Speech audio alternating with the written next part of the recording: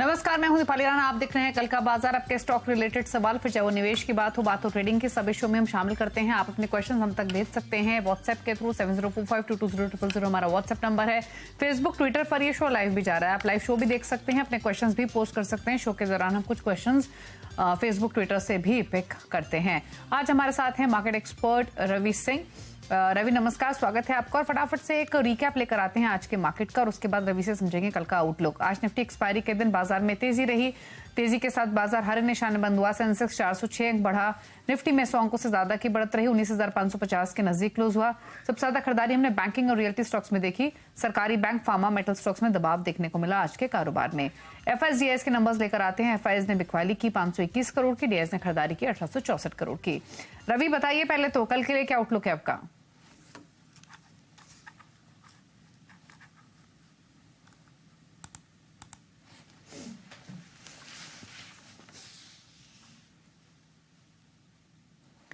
रवि, आपको ऑडियो मिल रही है तो प्लीज अपना सवाल पूछिए। हेलो जी दीपाली जी, आवाज मिल रही है?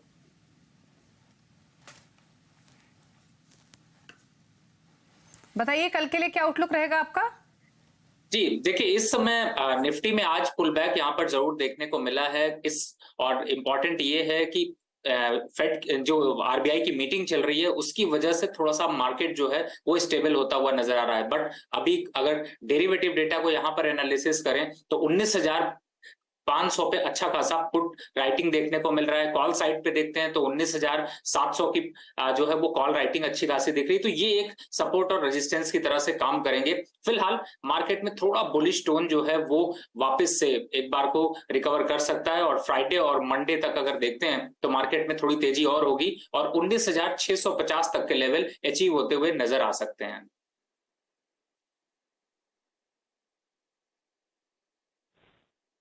रहा कल के लिए। और अब फटाफट से लेते हैं क्वेश्चंस को। संदीप कौशल हमारे साथ कनेक्टेड हैं पटियाला पंजाब से। संदीप नमस्कार, बताइए क्या सवाल है आपका? नमस्कार जी, मेरे पास आईओबी के 18,000 शेयर हैं। मेरी एवरेज प्राइस है 12 रुपए 12 पैसे। ओके, 12 रुपए 12 पैसे की बाइंग है और 18,000 शेयर है और 46 रुपए पर ट्रेड कर रहा है। 34-35 रुपए का फायदा। बहुत अच्छे लेवल्स पर इनकी एंट्री और क्वांटिटी भी काफी अच्छी है। रवि, ले रहे हैं प्रॉफिट या होल्ड करना है? देखिए, वैसा तो त्योहारों का सीजन आ रहा है, अगर थोड़ा प्रॉफिट लेना भी चाहे तो ले सकते हैं, लेकिन फिर भी कहूंगा पोजीशन को अभी होल्ड करके रखिए। 55 रुपए का टारगेट आपको अचीव होता हुआ नजर आएगा। पार्शियली अगर आप चाहते हैं तो यहाँ पे 20-30% का मुनाफा वसूली कर सकते हैं, लेकिन स्टॉप लॉस एक डाल के चलिए। 40 रुपीज का अपसाइड में टारगेट होगा 55 रुपए का। तेजी अभी और बाकी है तो मेरे हिसाब से थोड़ा और रुकिए, और अगर जरूरत है तभी प्रॉफिट बुक करिए, नहीं तो अभी कंटिन्यू रखिए 55 रुपए के टारगेट के लिए। ओके, होल्ड करने की सलाह है 55 रुपए के लक्ष्य के लिए। थोड़ा प्रॉफिट भी ले सकते हैं अगर चाहे तो। अगले कॉलर से बात करेंगे। पवन है हमारे साथ नई दिल्ली से। पवन नमस्कार, पूछिए सवाल। हाँ नमस्कार मैडम। मेरे दो सवाल हैं। एक श्रीराम फाइनेंस 21 शेयर लिए हुए हैं 1923 के रेट पे, और एक है ट्रेंड का 20 शेयर लिए हुए हैं 2170 रुपए पे। ये अभी में लिए हैं, लास्ट वीक लिए। और आपका होराइजन क्या है इनमें? अच्छा, अभी हाल फिलहाल में लिया है। हाँ, 1-2 महीने के लिए। ठीक है, ठीक है। अगर इसमें एवरेज करना है तो वही बता दीजिए। 2 महीने का नजरिया मान के चलते हैं। इतना नीचे तो नहीं गए हैं आपकी बाइंग से कि एवरेज करना पड़े आपको। बाकी रवि सजेशन देंगे। रवि, 2 महीने का व्यू, ट्रेंड 2170 की बाइंग है, श्रीराम फाइनेंस 1923 की। देखिए, फिलहाल तो दीपाली जी मुझे लगता है ट्रेंड के अगर चार्ट को एनालाइज करने की कोशिश करें तो इस समय जो सपोर्ट है वो लगभग 2000 के पास दिखाई दे रहा है, और दूसरा जो सपोर्ट है वो थोड़ा और नीचे में देखते हैं तो 1950 का दिखाई देता है। हालांकि थोड़ा सा प्रॉफिट बुकिंग हावी हो सकती है, पैनिक होने की जरूरत नहीं है, और इस पोजीशन को होल्ड रखिए। टारगेट होगा इसका 2250 रुपए का। दूसरा जो आपका श्रीराम फाइनेंस है, इससे जरूर कहूंगा कि थोड़ा इंट्राडे चार्ट खराब हो रहा है तो थोड़ी प्रॉफिट बुकिंग गहरा सकती है। टारगेट 1620 और 1650 के आ सकते हैं। यहां पर शॉर्ट टर्म जो है चार्ट वो भी खराब थोड़ा दिखाई दे रहा है, तो एक बार को इस स्टॉक से निकल जाइए। इसकी जगह अगर आपको दूसरा स्टॉक लेना है तो आप चाहे तो बैंकिंग काउंटर में से स्टॉक चूज कर सकते हैं। बैंक ऑफ बड़ौदा आप ले सकते हैं, या अभी हमने चर्चा करी आईओबी की, आप उसको अपने पोर्टफोलियो में शामिल कर सकते हैं। फिलहाल इस स्टॉक से एक बार एग्जिट होइए। ओके, चलिए, तो ये सजेशन रही आपकी दोनों ही होल्डिंग्स पर। बात करते हैं अगले कॉलर से, और हमारे साथ सवाल पूछने के लिए मधु केजरीवाल दिल्ली से मौजूद है। मधु नमस्कार, बताइए क्या सवाल है आपका। ये पीएफसी लिए हुए जी 60 शेयर 249 की एवरेज है जी, अभी हफ्ता भर पहले लिए है। ओके, हाल ठीक है। हाँ जी। और व्यू क्या है आपका? 2 महीने करीब। ओके, 2 महीने का व्यू, पीएफसी 250 के लेवल पे खरीदा, 10 रुपए नीचे फिलहाल, बताइए क्या सजेशन। देखिए 2 महीने के हिसाब से अगर देखते हैं तो मुझे ऐसा लगता है कि थोड़ा सा प्रॉफिट बुकिंग हावी हो सकती है, लेकिन बट लॉन्ग टर्म पे इस पोजीशन को अभी आपको होल्ड रखना चाहिए, क्योंकि यहां पर 240 235 का जो लक्ष्य है इसके बीच में थोड़ा कंसोलिडेट कर सकता है। शॉर्ट टर्म इस समय देखें तो चार्ट भी अच्छा लग रहा है, लॉन्ग टर्म के हिसाब से डेली चार्ट काफी अच्छा दिखाई दे रहा है, 200 डीएमए की स्टॉक ऊपर चल रहा है, आरएसआई सपोर्ट कर रहे हैं, तो मुझे लगता है पोजीशन होल्ड करिए, जल्दबाजी मत करिए। ये स्टॉक के फंडामेंटल भी स्ट्रांग है और चार्ट पर भी अच्छा लग रहा है, तो चाल तो आएगी, लेकिन थोड़ा सा आपको रिस्क दिखाई दे रहा है। 230 के स्टॉप लॉस से बने रहिए, 270 रुपए के टारगेट आपको देखने को मिलेंगे, लेकिन थोड़ा 2 महीने नहीं, थोड़ा सा बढ़ाना पड़ेगा, 4-6 महीने के आसपास का टाइम रखिएगा तो आपको अच्छा मुनाफा होगा। ओके, बात करते हैं अगले कॉलर से। महेंद्र पटेल अहमदाबाद से है। महेंद्र जी नमस्कार। नमस्कार मैम, मेरे पास साइंट के 100 शेयर है 1724 और रमा स्टील ट्यूब है 2000 शेयर 35 रुपये। 2000 शेयर रामा स्टील के 35 के भाव पे, और दोनों में होराइजन क्या है आपका? 2 महीना। ओके, 2 मंथ्स का व्यू है। रामा स्टील ट्यूब्स 35 की बाइंग 19 लेवल्स के आसपास है। दूसरा साइंट 1720, बताइए क्या सजेशन। देखिए सबसे पहले साइंट की बात कर ले तो मुझे लग रहा है थोड़ा सा आपको अभी लॉस और देखना पड़ सकता है। स्टॉक में थोड़ा करेक्शन अभी यहां पर और आएगा। 1680 के पास स्टॉक क्लोज हो रहा है, लेकिन इसमें अभी गिरावट बढ़ेगी और 1550 तक के लक्ष्य आ सकते हैं। तो अगर आप इस रिस्क से बने रहना चाहते हैं तो आप बिल्कुल यहां पर होल्ड करें, नहीं तो वैसे सजेशन होगा कि आप एग्जिट कर जाएं, क्योंकि स्टॉक में थोड़ा अभी गिरावट का ट्रेंड दिखाई दे रहा है। दूसरा स्टॉक आपका रामा स्टील ट्यूब्स है। देखिए चार्ट पर तो स्ट्रक्चर उसका भी खराब लग रहा है, क्योंकि ऊपरी लेवल से अगर मैं देखता हूं तो इसने हाई बनाया था लगभग 44 रुपए का, और वहां से ये स्टॉक गिरता जा रहा है। अभी नहीं है, क्योंकि अगर ये 34 रुपए के नीचे गया ये स्टॉक तो एक बार वापस से 30 से 28 रुपए के पास पहुंचता हुआ नजर आएगा। तो थोड़ा सा यहां पर आप वेट कर लीजिए। अभी फिलहाल अगर बाइंग है तो एक बार दोनों पोजीशन से एग्जिट करिए। दूसरे स्टॉक्स जो हमने अभी रिकमेंड किए हैं आप उनकी तरफ जा सकते हैं, या फिर आप सीएनबीसी आवाज को फॉलो करें और स्टॉक्स में निवेश करें। ओके, बात करते हैं अगले कॉलर से, और सवाल पूछने के लिए रिद्धि झांगरा गुड़गांव से हमारे साथ हैं। रिद्धि गुड इवनिंग, बताइए सवाल। हाँ जी, good evening ma'am. Ma'am actually मेरे पास मैम 2 शेयर है मैम। एक तो अतुल ऑटो है 606 पे मैम बाइंग करी थी, 67 शेयर हैं। और एक है मैम पटेल इंजीनियर जो मैंने 52.50 पर 300 लिए हैं मैम, 300। तो मैम इनके बारे में मैम पूछना था आपसे। ओके, क्या इन्वेस्टमेंट है आपकी या लॉन्ग टर्म है, क्या व्यू है? मैम ये अप टू दिसंबर तक तो है, इस मंथ मतलब इस साल में तो मुझे रखने हैं ये। ठीक है, तीन महीने का व्यू मान के चलते हैं अगर दिसंबर तक की हाँ बात जी है। मैम। पटेल इंजीनियरिंग 52 रुपए की खरीदारी, अतुल ऑटो 606। अतुल ऑटो थोड़ा सा नीचे है और पटेल इंजीनियरिंग इनके भाव पर ही है। क्या करे रवि ये दोनों स्टॉक्स में?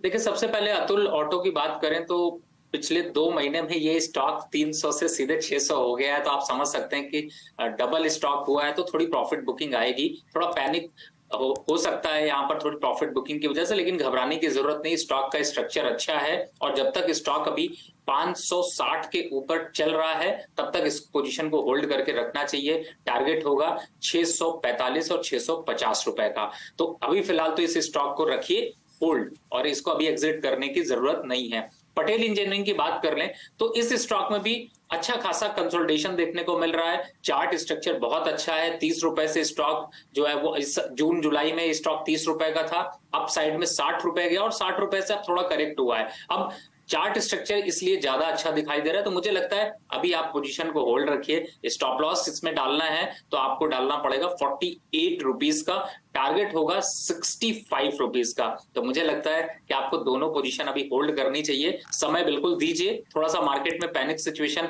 जब आती है तो लोग डरते हैं, लेकिन बट ये स्टॉक्स ऐसे हैं जो कि फंडामेंटली भी स्ट्रक्चर अच्छा है, टेक्निकल पे लेवल्स अच्छे हैं, चार्ट अच्छा है, शॉर्ट टर्म और लॉन्ग टर्म दोनों चार्ट अच्छे हैं, होल्ड करके रखिए। ओके, चलिए ये सजेशन रहा आपकी दोनों ही होल्डिंग्स पर। बात करते हैं अब मितेश बयानी से, द्वारका से हमारे साथ कनेक्टेड है। मितेश जी, गुड इवनिंग, बताइए सवाल। ये मेरे पास 3 स्टॉक्स है। Punjab national bank 1000, yes bank 5000 okay. और सुजलोन एनर्जी 20,000। ओके,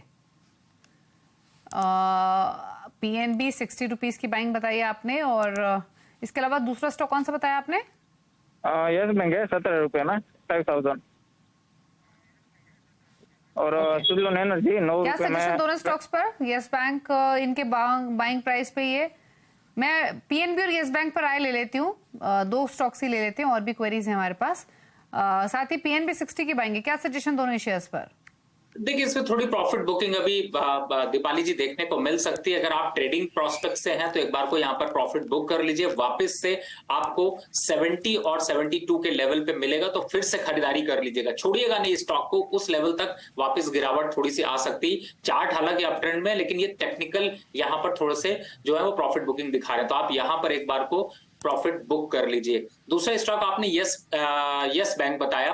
देखिए, यस बैंक में इस समय या आगे भी बहुत अच्छा कोई स्ट्रक्चर यहां पर दिखाई नहीं देता है। तो अगर आप लॉन्ग टर्म के लिए रखते भी हैं तो सिर्फ आपका स्टॉक मार्केट पे इन्वेस्टमेंट बना रहेगा, बट मुझे लगता नहीं कि बहुत ज्यादा प्रॉफिटेबिलिटी आपको मिल पाएगी। तो अगर आपको फेवरेट है तो आप इसके 15 रुपए के स्टॉप लॉस से आप कैरी करके रखिए, लेकिन मेरा सजेशन होगा कि इस स्टॉक की जगह आप दूसरे स्टॉक्स की तरफ मूव कर जाइए। मैंने अभी यहाँ पर कई स्टॉक्स रिकमेंड किए हैं। बैंक ऑफ बड़ौदा रिकमेंड किया है, यूको बैंक आप ले सकते हैं, ये ज्यादा अच्छे स्ट्रक्चर्स दिखाई दे रहे हैं। फिलहाल यस बैंक बहुत ज्यादा लॉन्ग टर्म के लिए रखने के लिए अच्छा नहीं है।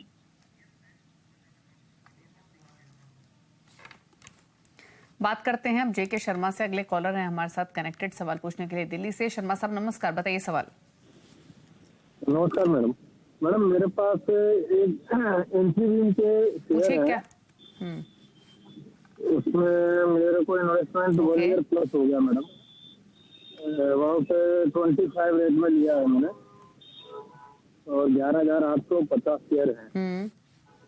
उसके बाद एक और मेरे पास जंप नेटवर्क, उसके 85,000 है, वो मैंने 3 रुपए 31 पैसे में लिए हुए हैं। और BEL के भी है 2000। ओके, इनके बारे में थोड़ा डिस्कस करना था। बाकी ठीक है, तो पहले तो इन्फीबीम पर राय, यहाँ पर ऑलमोस्ट 12,000 स्टॉक्स 25 रुपए की खरीदारी है। स्टॉक 19 रुपए पर ट्रेड कर रहा है। BEL 134 में इन्होंने खरीदा हुआ है। पहले तो इन 2 स्टॉक से बताइए क्या सजेशन रहेगा आपका रवि? देखिए, इन्फीबीम आज अगर देखें तो बहुत अच्छा ट्रेंड इसमें वापस निकला। फंडामेंटल थोड़ा न्यूज का एक इंपैक्ट आया, लेकिन टेक्निकल चार्ट पे अभी कंसोलिडेशन मोड में है, तो फिलहाल यहां पर होल्ड करने की राय होगी। 17 रुपए 50 पैसे के स्टॉप लॉस से टारगेट जो इन्होंने बाइंग प्राइस एक्चुअली में वही टारगेट नजर आ रहे हैं 25 रुपए का, तो थोड़ा एवरेज करें तो बहुत अच्छा होगा और वापस से एक बार को मोमेंटम में निकलने का भी मौका मिलेगा, प्रॉफिट भी मिल जाएगा। दूसरा स्टॉक आपने BEL बताया। देखिए, BEL इस समय 135 और 145 के बीच में कंसोलिडेट कर रहा है, और ये थोड़ा कंसोलिडेशन लंबा चलेगा, लगभग 1-1.5 महीने तक यहां पर अभी कंसोलिडेशन होता रहेगा। तो लॉन्ग टर्म के हिसाब से ये स्टॉक बहुत अच्छा है। इन लेवल्स पर देखा जाए तो भी आप अगर लॉन्ग टर्म की खरीदारी करना चाहते हैं तो होल्ड कर सकते हैं। स्टॉप लॉस होगा लॉन्ग टर्म के लिए 128 रुपए का, टारगेट होगा 160 रुपए का। तो लॉन्ग टर्म के लिए ये ट्रेंड है। शॉर्ट टर्म में 150 रुपए तक जल्द आता हुआ नजर आएगा, तो मुझे लगता है कि आपको पोजीशन होल्ड करनी चाहिए। ओके, चलिए ये रही सजेशन आपके लिए। अगले कॉलर से कनेक्ट करेंगे। SK शर्मा भीलवाड़ा से हमारे साथ हैं। शर्मा साहब नमस्कार, बताइए आपके पास कौन सा स्टॉक है? नमस्कार मैडम, नमस्कार। मेरे पास एक तो शिपिंग कॉर्पोरेशन इंडिया के 250 शेयर हैं 100 की रेट पे, इसको क्या होल्ड करूं या अभी प्रॉफिट बुक करूं? एक रिको ऑटो पे भी जानकारी लेनी थी, इसका 100 रुपए की 150 बाइंग है शेयर ना है। आपकी शिपिंग कॉर्पोरेशन ऑफ इंडिया में, हाँ जी, हाँ जी।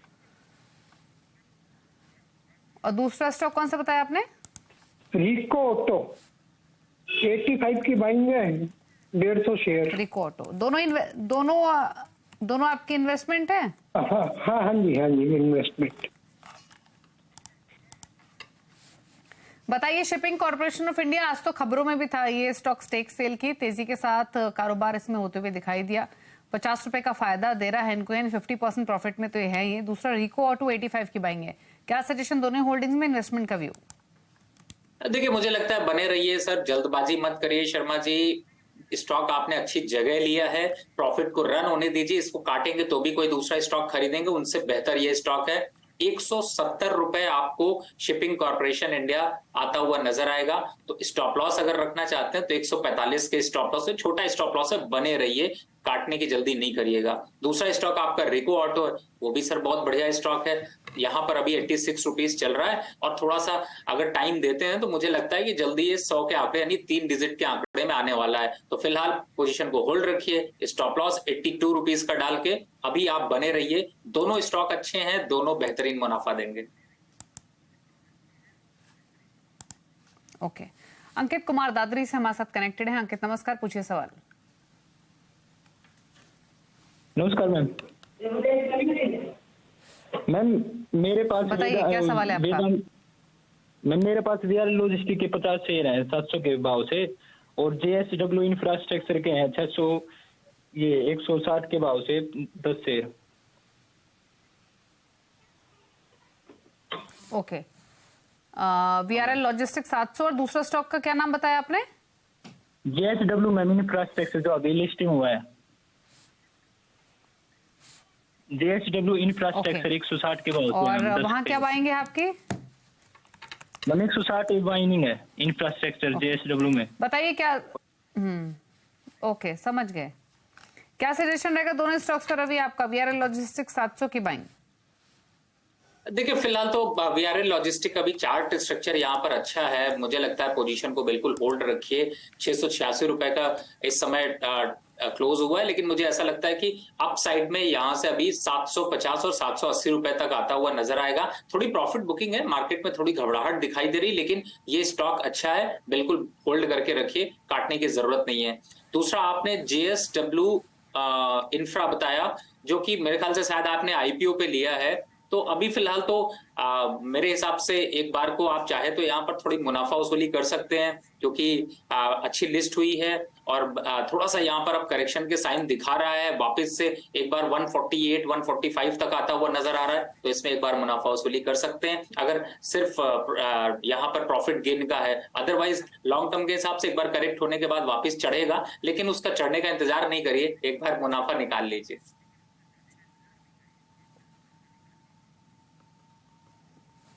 ओके, चलिए, तो ये सजेशन रहा आपके लिए इन होल्डिंग्स पर। बात करते हैं अगले कॉलर से, आदित्य हैं मुंबई से। आदित्य नमस्कार, पूछिए सवाल।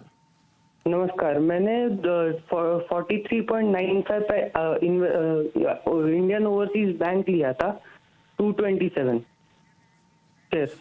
ओके, तो क्या होल्ड करना है? कितना ऊपर जा सकता है? होराइजन क्या है आपका? होराइजन मतलब लॉन्ग टर्म नहीं है, शॉर्ट टर्म के लिए लिया था। कितने समय रख सकते हैं स्टॉक को? ऐसा कुछ नहीं, जितना ऊपर जाएगा उतना चलेगा। ठीक है, इंडियन ओवरसीज बैंक 43 ऑलमोस्ट 44 की बाइंग है। रवि, क्या करें? देखिए, इस समय 47 रुपीज चल रहा है, और मैंने पहले भी बताया कि ये स्टॉक अभी जाता हुआ 55 रुपए तक तो इजिली जाएगा, वापस 60 के आसपास थोड़ा थकता हुआ नजर आएगा। लेकिन फिलहाल पोजीशन को होल्ड रखिए। जो आपने लॉन्ग टर्म का मूड बनाया उसके हिसाब से फिट बैठता है। टारगेट होगा कम से कम 60 रुपए का। 60 रुपए के आने के बाद एक बार रिव्यू जरूर लीजिएगा वापस से सीएनबीसी आवाज पे। ओके, चलिए, तो ये रहा सजेशन आपके लिए इंडियन ओवरसीज बैंक पर। रुक रहे इसी के साथ एक ब्रेक के लिए। ब्रेक के उस पास सोशल मीडिया से करेंगे क्वेश्चंस को पिक। चल वापस आते हैं। कल का बाजार। रवि सिंह हमारे साथ मौजूद है। सवाल लेते हैं हम सोशल मीडिया से। अजय कुमार ट्विटर पर एक सवाल भेज रहे हैं। मुंजाल ऑटो पर 54 रुपए की बाइंग है, 600 शेयर्स है, क्या करें? देखिए अभी फिलहाल अगर मुंजाल ऑटो के चार्ट को देखते हैं तो थोड़ी सी प्रॉफिट बुकिंग इस गिरावट में जरूर देखने को मिली है। मुझे लगता है कि अभी फिलहाल तो आपको अपनी पोजीशन होल्ड करके रखनी चाहिए, क्योंकि यहां पर 53 के नीचे के अभी टारगेट नहीं आएंगे। और अपसाइड में अगर देखते हैं तो मुझे लगता है वापस से आपको 62, 64 के टारगेट देखने को मिलेंगे। तो पोजीशन को होल्ड रखिए, जल्दबाजी मत करिए और अभी लंबा चलने दीजिए, अच्छा प्रॉफिट देगा ये। सोनू कुमार एक सवाल भेज रहे हैं। 1 महीने का व्यू है इनका। बजाज फिनसर्व पर ही राय लेना चाहते हैं। क्या प्राइस आउटलुक रहेगा 1 महीने के पर्सपेक्टिव से बजाज फिनसर्व पर? देखिए बजाज फिनसर्व में वोलेटिलिटी काफी हाई देखने को मिलती है। अगर 1 महीने का है, एक्सपायरी के व्यू तक को लिए देखते हैं तो मुझे लगता है वापस अपसाइड में एक बार 1650 और 1660 तक के लेवल आपको आते हुए नजर आ सकते हैं। यहां पर थोड़ा गिरावट आपको अगर बनती भी है तो वापस 1500 के नीचे सस्टेन नहीं कर पाएगी। तो अभी तेजी का ट्रेंड यहां पर थोड़ा सा वापस रिटर्न हो सकता है और आपको टारगेट जो है वो 1650 और 1660 के आते हुए नजर आ सकते हैं। अनुराधा सिंह डिशमन फार्मा पर सवाल भेज रही हैं। 165 की बाइंग है, medium to long term view है। देखिए फार्मा सेक्टर में थोड़ी प्रॉफिट बुकिंग यहां पर देखने को मिल रही है और डिस्मेंट फार्मा में भी इसी को आप देख रहे हैं, इम्पैक्ट थोड़ा सा देखने को मिल रहा है। बट मुझे लगता है कि आप 155 के स्टॉप लॉस से बनी रहिए। अपसाइड टारगेट देखते हैं तो 172 तक के टारगेट आपको देखने को मिल सकते हैं। शॉर्ट टर्म चार्ट जरूर यहां पर वीक हो रहा है, लेकिन लॉन्ग टर्म चार्ट अगर देखते हैं तो अभी स्ट्रेंथ दिखाई दे रही। मुझे लगता है आप पोजीशन को होल्ड रखिए।